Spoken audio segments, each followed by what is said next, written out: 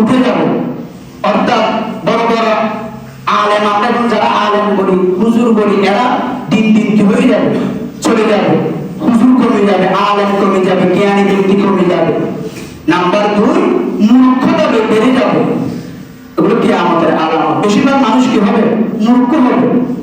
ইসলামের জ্ঞান, শরীয়তের জ্ঞান থাকবে না।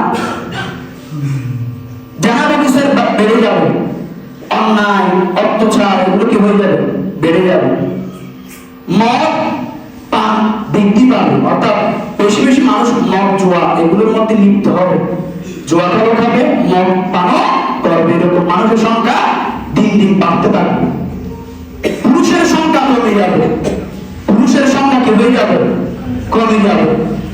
নারীর সংখ্যা বেশি হবে। এমনকি 50 জন নারীর জন্য পরিচালক হবে একজন পুরুষ। 50 জন নারীর জন্য পরিচালক হবে কি একজন পুরুষ। অর্থাৎ 50 জন মহিলাকে দেখাশোনা করার জন্য একজন পুরুষ থাকবে। মানে হিসাব করলে এরকম হয়ে যাবে, মহিলা পুরুষ কমে যাবে, মহিলা বেড়ে যাবে।